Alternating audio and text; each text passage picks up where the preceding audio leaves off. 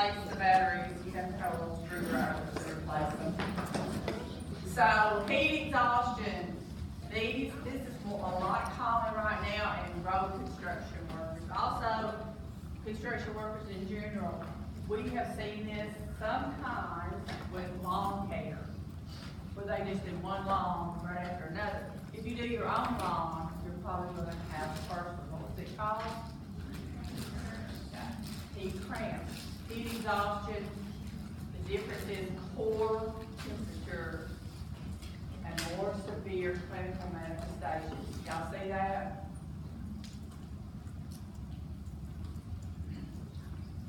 Heat stroke.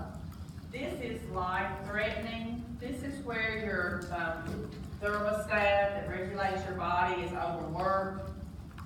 This works. Okay. So your brain can't tolerate, it starts to swell, and everything stops functioning. This is called heat stroke. So your body can't tolerate your body temperature getting over 104 degrees. So the time that you get a temp of 104 degrees, you have a risk for heat stroke. Okay? So you see how they have progressively gotten more severe.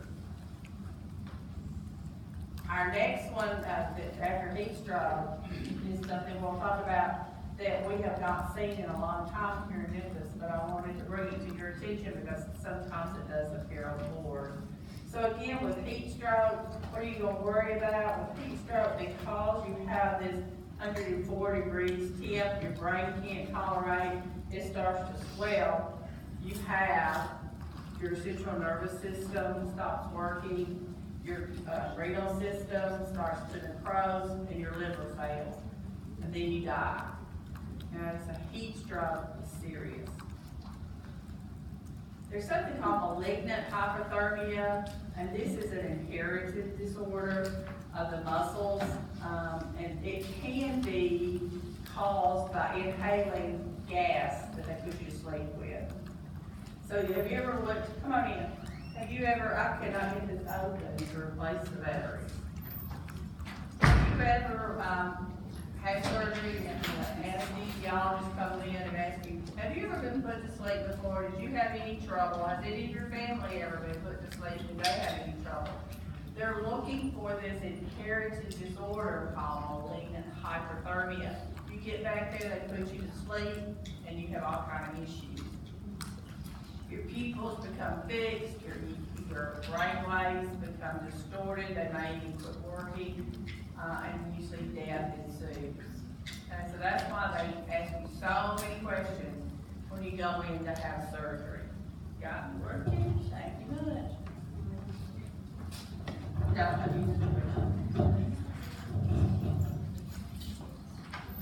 The opposite of hyperthermia is hypothermia. The main thing to remember about hypothermia is it slows all your metabolism.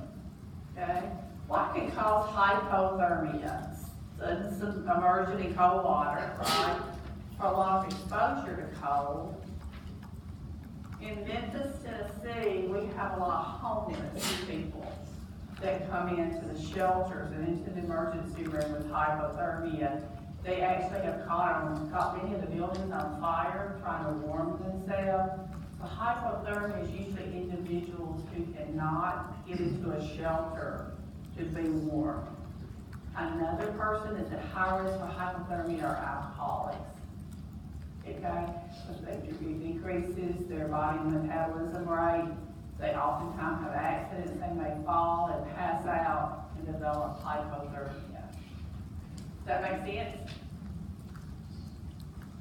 Okay. That's when your body temperature is less than 35 degrees centigrade, and you can actually form ice crystals in your cells. They rupture and they die. Okay? So, of course, if you have hypothermia, your tissue becomes hypothermic, and all your cells start to slow down all the rate, and so your blood starts to clot. Okay? Hypothermia, your blood starts to clot. Trauma can also cause your body temperature to spike. Thermal burns can cause hyperthermia. Okay? So any accidental injuries can lead to a shift in trauma and increase in temperature. Which part of the brain is, well, I think we answered this, didn't we? The medulla for temperature regulation. So what do you want to know about temperature regulation? You want to know the different stages of heat disorders, okay? Know the difference between the different parts. What's the difference between heat stroke, okay, versus heat malignancy? That's the main thing I want you to know about hyperthermia. Okay? Are you with me there? Let's talk about sleep. This is just a review. You know, you got REM sleep and non-REM, right? We have something called hypocretins that promote wakefulness and REM sleep. Some of you may not know what sleep is right now, right? So REM sleep is when we dream, okay? It's when we move, it's when we may talk, right? So REM sleep is your dream sleep, and then you have non-REM sleep, and you have 3 stages. The non-REM stage 3 is when you're in that real deep sleep where it takes a whole lot to wake you up. Okay? Let's put these in for you to remember. Review. Here they are again. Okay, so this is just, you don't remember, this is A and P. Okay? What's the difference between the two? This is where we're going to test. Okay? What are the different types of sleep disorders? The first one is called dysomnia. Ever heard of dysomnia before? Have you ever heard of insomnia before? So insomnia is the inability to fall asleep, right? Have you ever heard the commercial take Sominex, do not and sleep, safe and restful, sleep, sleep, sleep? You ever heard that commercial? Okay. So a lot of people have insomnia. What do you think can cause insomnia? The inability to fall asleep? Stress. I don't know what it is, but when I go to bed and I lay down, it's like everything I haven't done all day hits me. You ever do that? So I get up and sit on the side of the bed and I make a list of all the things I haven't done and I feel better. So I can do better with insomnia.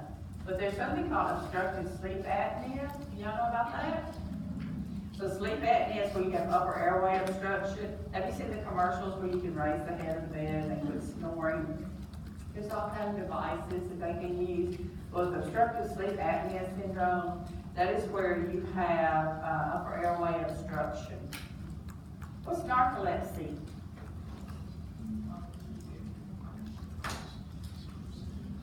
Anybody know what narcolepsy is? You fall asleep. Well, you're doing something, right? Driving. And you look over and you think, are they awake? Okay, and a lot of accidents. There was a young man that died 4 weeks ago. You saw it on television or not. A father of 4, and he had narcolepsy, fell asleep at the wheel. He didn't hit someone else, but he hit something hard enough. I think it was a bridge. It propelled him out of the car and got ran over. So narcolepsy is where it's a primary hypersomnia, where you sleep when you are often active. And it has genetic familial traces. Circadian rhythm sleep disorder, what is that? Anybody know? You're going to have it if you work night shift. It's where all of a sudden you go from sleeping at night to working at night. And your circadian rhythm says, hey, you're supposed to be asleep right now. What are you doing? You're taking care of patients. You start eating breakfast 7 p.m. Okay? So your whole circadian rhythm becomes disturbed. But some of the ones we're most familiar with are the ones called parasomnias. Anybody know what somnambulism is? Sleepwalking. Anybody in here? You don't have to admit. You know somebody that sleepwalks? Yeah. It runs in families. Did I tell you about our son when we went to Florida? We were on the 10th floor of the condo. He would kill me if he knew this. He's a great big 6'5" guy now. But, they say mother's instinct, and I woke up right when he was going through the door of the 10th floor balcony. And I had to just wake up, and I said, Stephen, what are you doing? And he turned around and looked at me, and he said, I was looking for you. He was on the 10th floor of the condo. My brother-in-law gets in the car, starts it up, and goes to the grocery store. He was asleep the whole time. Scary, isn't it? But people do it, and the bad thing is they don't remember it, and it does run in families. So if you're married to someone that sleepwalks your children, may have that same tendency. Okay? Night terrors. Have you ever been around a child when they suddenly wake up, or even some adult, and it's just an intense fear, and they may or may not remember why they had that fear? That's called night terrors. Restless leg syndrome. Oh my gosh, I see more people with restless syndrome, restless leg.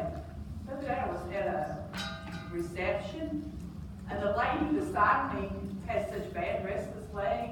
She was shaking the whole table where we were sitting. Drinks were spilling, and she said, I apologize, I cannot get this to stop. Okay? It's this prickly feeling, like bugs crawling. Anybody who's got restless leg? So you'll see people stand up, you'll see people walk with it, you'll see people rub their legs. It's really, really uncomfortable. They have a tingling, they feel like their skin is sort of crawling. It's worse oftentimes in the evening or when you become extremely stressed. Okay? Ever heard of eating disorders associated with sleep? People get up and eat and don't realize it. We had a diabetic patient that followed a very, very strict diet. Her family says she doesn't eat anything when we go out for dinner. She doesn't eat anything sweet. But guess what she did at night? She raided the refrigerator. And her eyes were closed, or sometimes they were open, but she didn't see. So she always went for the desserts. Okay? And her blood sugars were spiking, and they started watching her, and that's when they found out. Oftentimes you have violent behaviors that are associated with sleep. We had one gentleman that would get up and kill spiders in the middle of the night, but he would get his wife in the process of killing the spiders. The violent behaviors can be associated with a sleep disorder. So we have a lot of insomnia in the United States. 95% of Americans report having insomnia at some point in time. Most of us is transient. We're taking the test, that night you crash, you sleep, right? But for some people it's chronic. You see this a lot in the elderly. Some complications of insomnia, you've heard, it can really impact your health. You can develop diabetes, you can develop heart disease, your blood pressure will go up, you tend to be more obese, your immune system starts working, you get sick all the time, you're very anxious. So insomnia causes a lot of issues.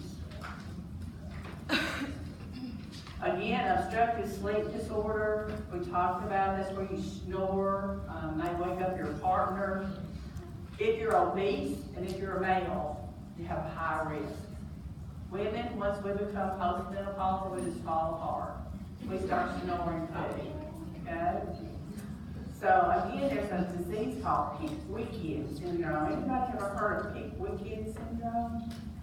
This is the morbidly obese individuals. If y'all don't watch the show, My 600-Pound Life, because it's so morbidly obese, what happens is the diaphragm is no longer able to move up and down. And they actually suffocate. It's called Pickwick syndrome. But obese individuals, they say if you're 50 pounds or more overweight, you substantially increase your risk for obstructive sleep apnea. And you'll start your snoring. And do you sleep well when you have obstructive sleep apnea? You lack your circadian rhythm. It interferes with that. What is hypersomnia? Sleep too much. What would cause hypersomnia? Depression can, but it's also neurological. There's a neurological basis for hypersomnia, where individuals cannot control how sleepy they are. Narcolepsy is fall asleep when you're active. Hypersomnia is that you feel the overarching need at all times for sleep. You do the sleep study to diagnose it. This is narcolepsy. I gave you a little visual on it in case it helps you. You have that excessive day sleepiness, and you have disrupted nighttime sleep. And people with narcolepsy say, I'm paralyzed. When I wake up, I know something's wrong, and that's when they have the wreck. A lot of times they wake up, but they're paralyzed and they can't move. It's a horrible sensation. Again, I just gave you a lot more information about narcolepsy because we're seeing so much. It's a nervous system disorder. It does run in families. So I just wanted to give you a little information on narcolepsy. This is circadian rhythm disturbances, which I think all of you guys are going to go through now. You're probably not getting the sleep that you need. But this is what are some of the results. One of the things I want to point out is if you see at the bottom, breast cancer, they have been studying nurses, and they have found nurses that work the night shift have a substantially higher rate of breast cancer. Okay?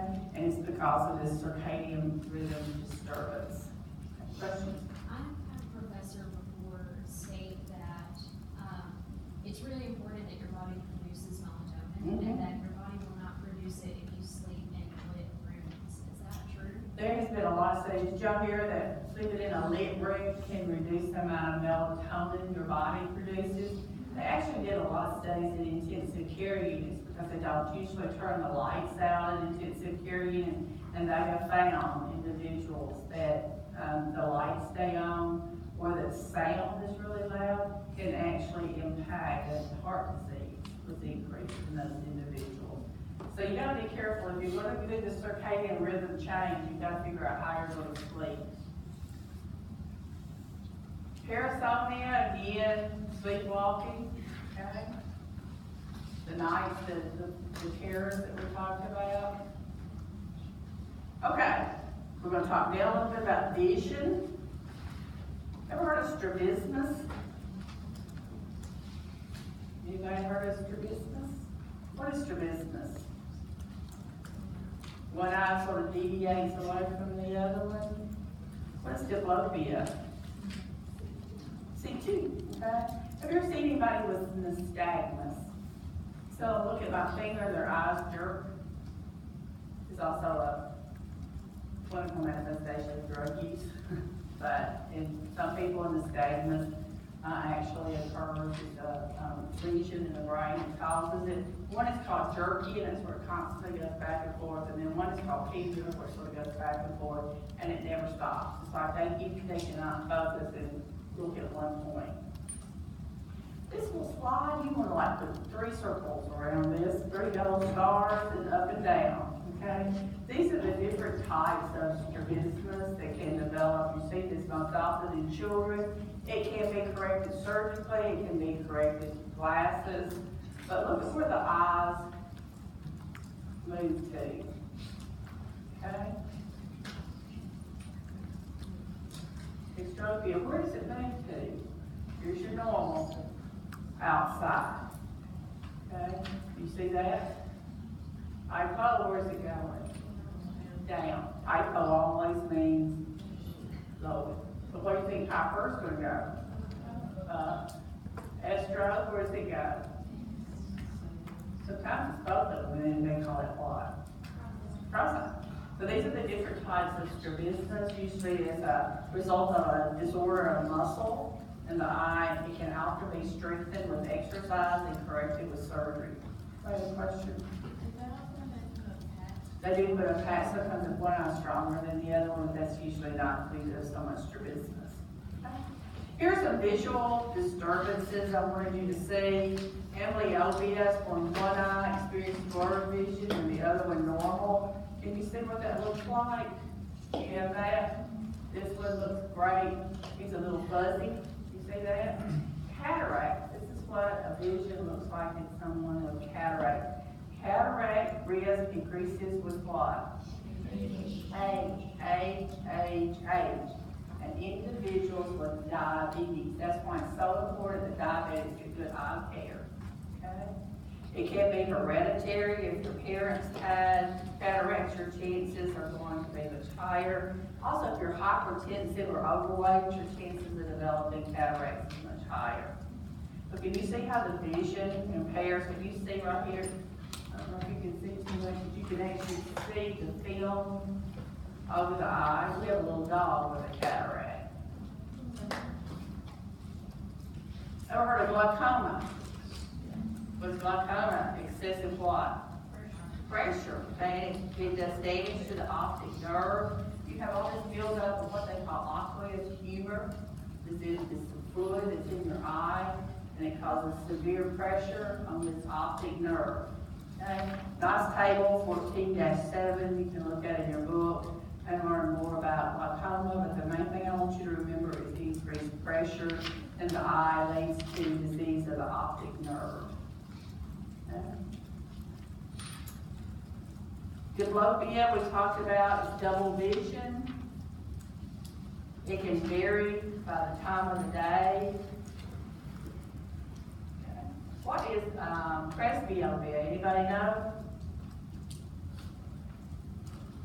It's associated with aging, and it is a change in the ability to accommodate the power of your eyes to focus directly on objects. Oftentimes, the elasticity of the eye is decreased. You usually see this occur about age 40. Oftentimes, when they found out with presbyopia, to compensate, what do patients do if they have presbyopia? What have you noticed your grandparents do? They squint and they hold the object square away from them. Instead of pulling it up close, they will push it away from them. So here's your normal eye, and here's somebody with hyperopia. What is hyperopia? Farsighted, myopia, and nearsighted. Can you see it as a normal eye, what it looks like and how it looks differently with hyperopia? Here's your normal vision, here's myopia. Astigmatism causes everything to look blurred, misshapen. Glasses can correct it very, very easily. What about color blindness? You know anybody that's colorblind? Are you colorblind? Our son's best friend is colorblind, and he could not go into the military because of him from being in the military. The most common is red-green colorblind. Guess what color red lights are? Red-green. Okay? There's a nice little link you can go to if you want to learn more about colorblind. But this is a little test they often do just to initially check and see if you're colorblind. And it says, can you see these colors? Can you read the number? And that will determine whether or not you're colorblind. Okay. So here's some this is one slide that is in your book. I want you to write. You do not have to know this. You will learn about neurological disorders a little later on, and when we do the neuro chapter, so you do not have to know the neurological disorders.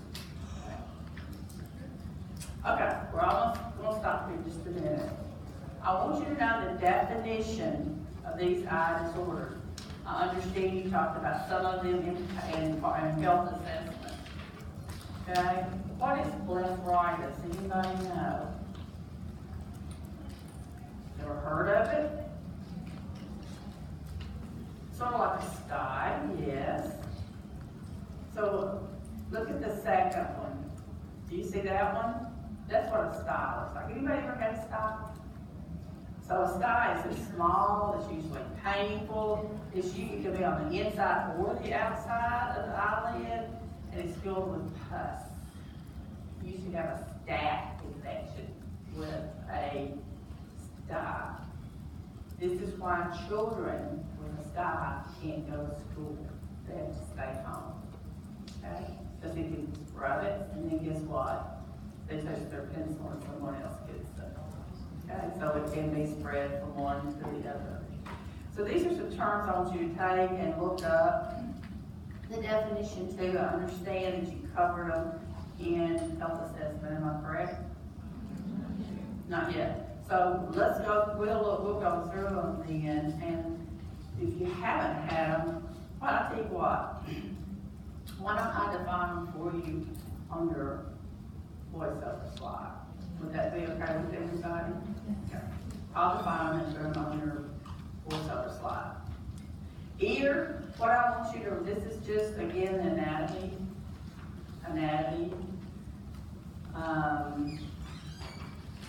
Presbycuspis is a term I want you to know. It's age-related hearing loss.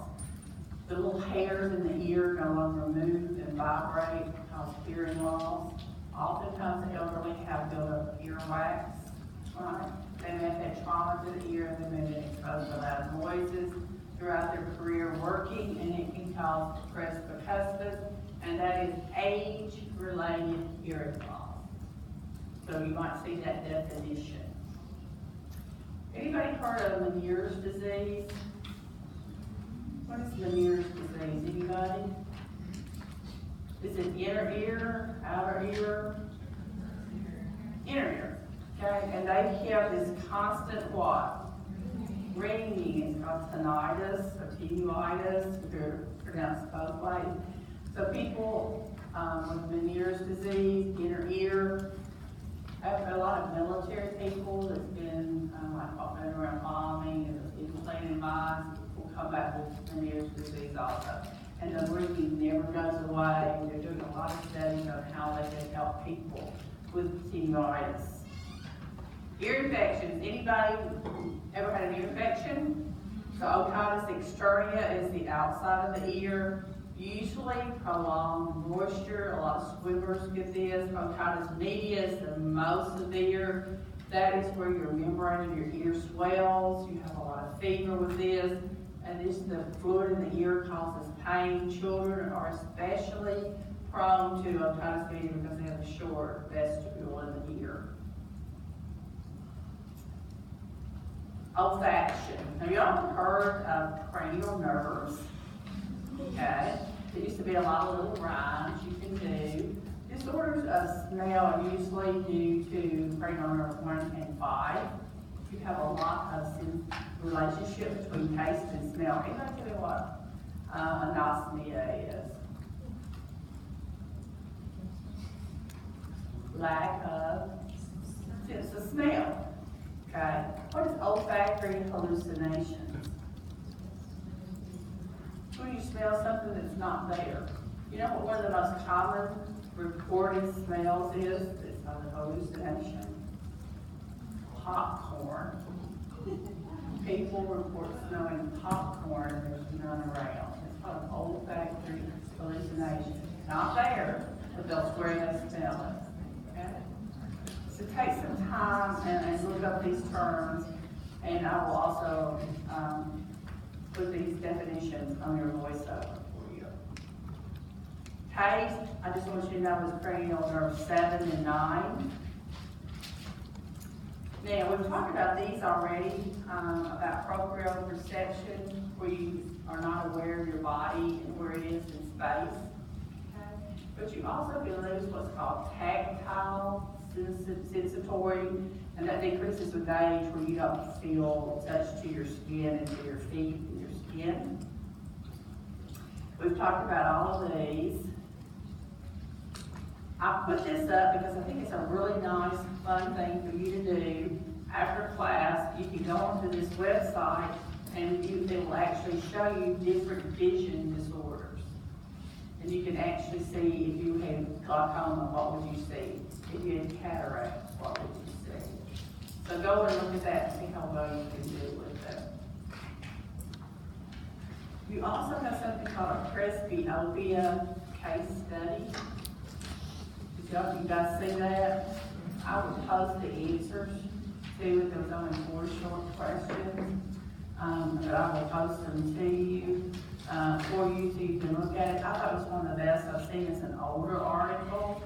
but it is great to learn more about vision loss associated with aging. Okay? So, more questions on OCNs?